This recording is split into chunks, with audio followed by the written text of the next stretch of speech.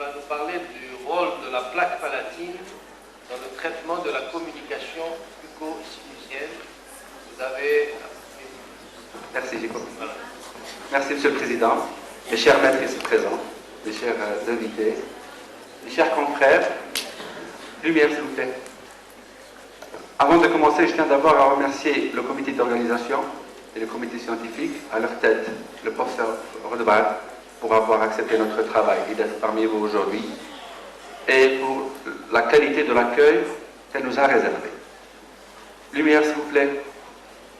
Pour rester dans le thème du sujet de ces journées scientifiques, qui parlent d'un intérêt de nouvelles méthodes odontologiques dans la pratique quotidienne, nous avons choisi de vous parler aujourd'hui, lumière s'il vous plaît, de l'importance de la plaque palatine dans le traitement de la communication bucco-sinusienne. Je dirais au départ que nous sommes confrontés déjà au problème de la mitoyenneté entre l'organe dentaire et le sinus maxillaire, ce qui oblige le praticien à envisager des solutions rapides concernant les différents cas de figure qui peuvent se présenter.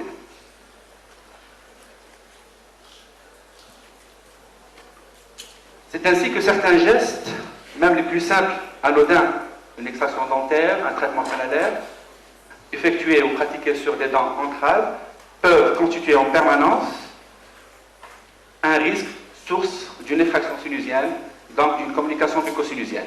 Voilà les dents entrales au niveau du maxillaire, en contact ou en rapport assez important avec le sinus maxillaire. Blanc, s'il vous plaît. Donc je dirais que bien diagnostiquée et correctement traitée, la communication bucco-sinusienne évolue favorablement et sans séquelles. Mais à l'inverse, sa méconnaissance ou un traitement inadéquat engendre parfois des conséquences lourdes et difficiles à gérer, qui nécessitent souvent une prise en charge médico-chirurgicale spécialisée. Plaque. Un rappel sur la clinique concernant la communication bucco-sinusienne. Il faut savoir que nous avons deux types de communication bucco-sinusienne. Le premier type, c'est ce qu'on appelle une CBS récente, elle est immédiate, active, une CBS ancienne, établie, définitive, consacrée, et la différence entre ces deux formes cliniques, c'est que dans la première forme, nous avons la possibilité de la fermeture spontanée, alors que dans la deuxième forme, nous avons les berges de cette communication bucco-sinusienne qui sont cicatrisées, c'est-à-dire épithélialisées, et dans ce cadre-là, la fermeture est chirurgicale. Blanc, s'il vous plaît. La communication bucco-sinusienne, d'origine dentaire, par sa fréquence relative et les problèmes thérapeutiques qu'elle continue à poser, demeure un risque potentiel permanent dans notre activité professionnelle. Et au cours d'un travail que nous avons effectué dans notre service entre 1998 et 2002, nous avons la probabilité de risque de survenue d'une CBS à l'hôpital, au service de pathologie bucco-dentaire à l'hôpital Mustapha d'Alger est de 0,6%. Une revue de la littérature faite à ce niveau-là nous a permis de voir que des études de Chamberger et de Gréziac qui donnent la prévalence de la CBS entre 0,5 jusqu'à 13%. Au fait, pour bien comprendre la pathologie sinusienne d'origine dentaire, un rappel sur l'anatomie, l'histophysiologie et la bactériologie s'avère indispensable. Très rapidement. Là, sur cette planche, sur cette coupe transfaciale, nous avons la muqueuse sinusienne, l'os spongieux, l'os alvéolaire et la dent entrale. Remarquez ici que sur ce côté-là, en A, la distance qui sépare le plancher sinusien de l'apex de la dent est différente, alors c'est la même personne, par rapport au côté opposé. Sur cette coupe toujours anatomique, nous pouvons distinguer trois types au fait de sinus maxillaires. Nous avons des petits sinus, des sinus moyens et des grands sinus qui peuvent atteindre jusqu'à 25 cm3. Il faut savoir que le sinus maxillaire est plus petit chez la femme et ils sont asymétriques, c'est-à-dire le côté gauche est toujours plus volumineux que le côté droit chez la même personne. Alors, s'il vous plaît. Toujours sur une coupe frontale du sinus maxillaire, l'élément clé de la pathologie sinusienne d'origine dentaire, c'est ce qu'on appelle l'ostium maxillaire. Sur le plan anatomique, il faut savoir que l'ostium maxillaire présente une longueur de 6 à 8 mm et le diamètre peut dépasser parfois 5 mm. Ça, c'est des éléments anatomiques très importants à retenir pour comprendre le mécanisme de la pathologie. Planche, s'il vous plaît. Schématiquement, concernant la cicatrisation de l'alvéole après une extraction dentaire, dans les grandes lignes, nous avons 4 stades, 4 étapes. La première étape, c'est juste après l'extraction où nous avons la formation du coagulum. Et je passerai directement à la 4e étape, où nous avons la réparation osseuse, qui est complète, qui s'observe après à peu près 2 mois post-extractionnel. Planche. Donc nous disons que la plaque palatine offre des conditions idéales, voilà, de cicatrisation par seconde intention, à l'abri d'un éventuel traumatisme. Plaque. Maintenant, sur le plan histophysiologique. Alors, qu'est-ce qu'elle a de particulier la muqueuse sinusienne, appelée également la membrane de Schneider? D'abord, c'est l'épaisseur. C'est une muqueuse qui est fine, à peu près 1,5 mm, et fragile et moins vascularisée. Donc, ce qui la déjà prédispose à la pathologie. Planche, s'il vous plaît. Donc, en cas d'infection, cette muqueuse sinusienne va s'épaissir. Planche. Concernant la physiologie de la muqueuse sinusienne, nous avons 2 activités, l'activité sécrétoire et l'activité ciliaire.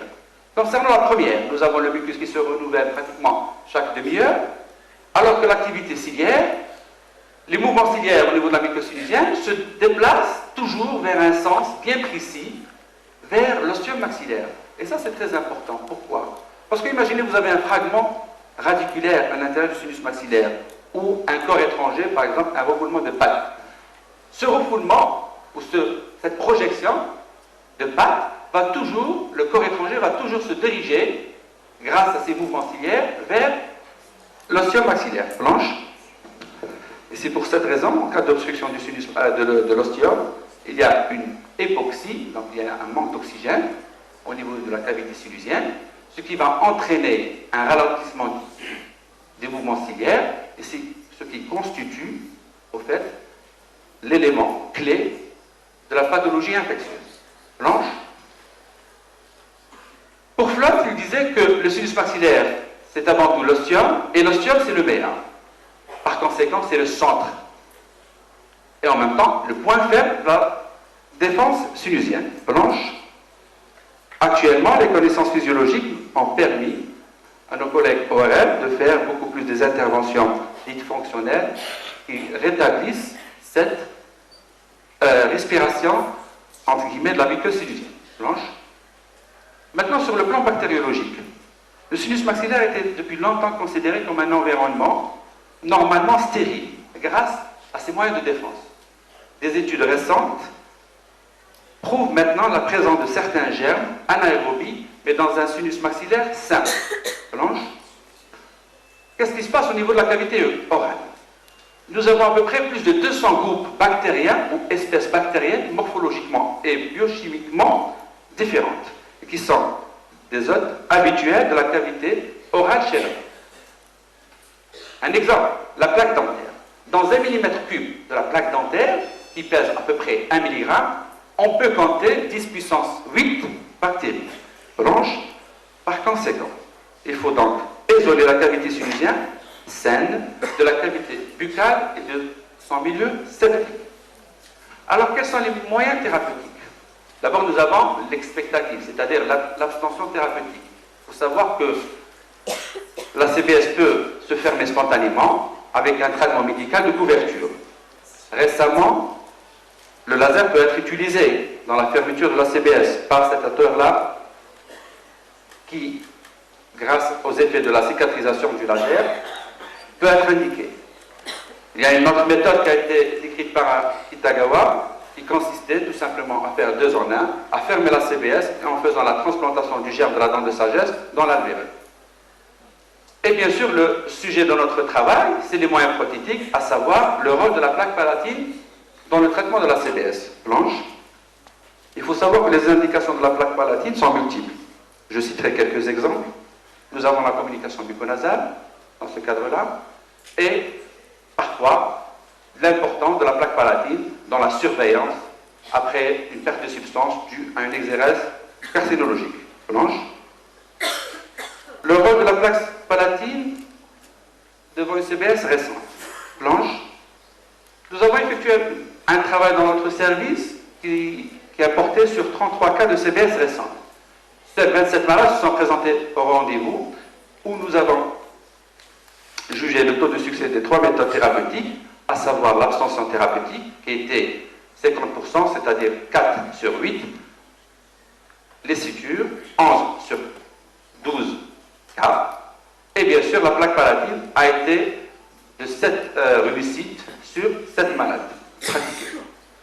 L'évaluation de la douleur au cours de ces 3 méthodes thérapeutiques, c'est-à-dire nous avons analysé 3 signes. Un signe subjectif, la douleur.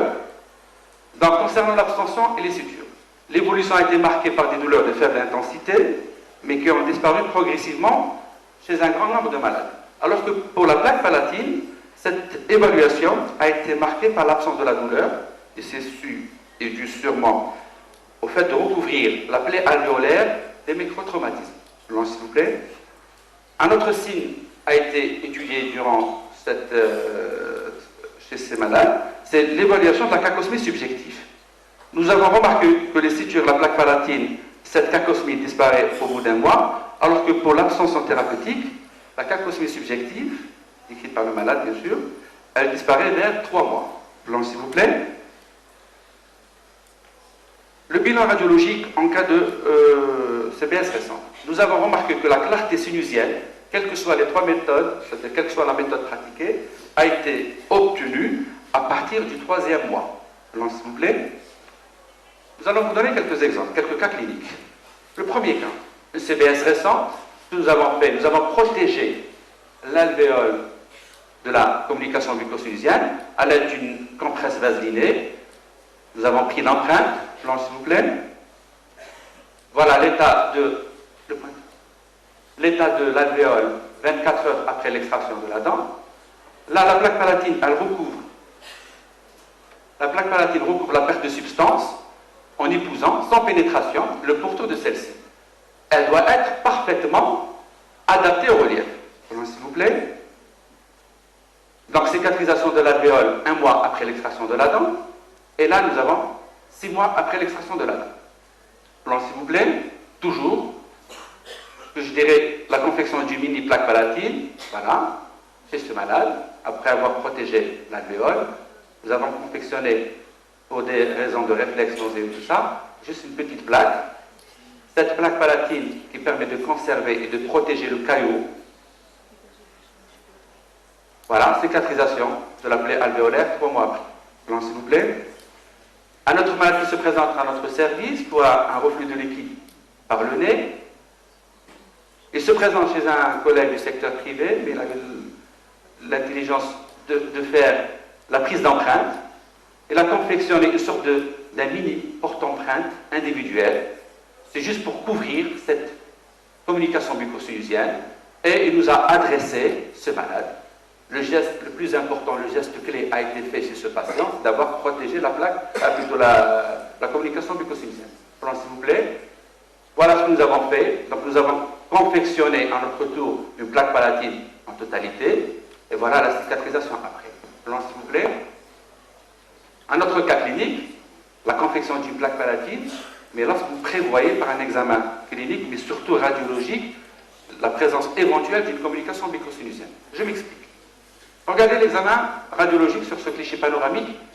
Voilà. Vous avez affaire à un sinus qui est hyperpneumatisé. Dans ce sens. L'extraction de ces dents entrales présente le maximum de chances d'avoir une CBS. Pourquoi nous avons cette hyperpneumatisation? Parce qu'il faut savoir que le sinus maxillaire, ou la crête osseuse, pour être plus juste, est soumise à 2 phénomènes de résorption en sens opposé. C'est-à-dire, le premier phénomène, vous avez ici la cavité sinusienne qui est tapissée de la membrane de Schneider, c'est-à-dire la muqueuse sinusienne, et au niveau de la muqueuse sinusienne, vous avez des ostéoclastes. Alors qu'est-ce qu'ils vont faire, ces cellules? Ils vont résorber le sinus maxillaire sur la paroi interne, et par conséquent, le sinus maxillaire va grandir de l'intérieur vers l'extérieur. Ça, c'est le premier phénomène. Le deuxième phénomène, on nous a toujours appris que l'os alvéolaire il prend naissance, il vit, il meurt avec la dent. Donc les extractions des dents faites à ce niveau-là a provoqué la résorption osseuse. Et le résultat, c'est quoi? C'est la présence uniquement d'une fine lamelle osseuse et la seule dent qui reste sur l'arcade a toutes les chances de faire une communication bucco-sinusienne. Donc devant ce cas-là, ce que nous avons fait, et plan s'il vous plaît, nous avons pris une empreinte du maxillaire, nous avons cassé la dent en plâtre,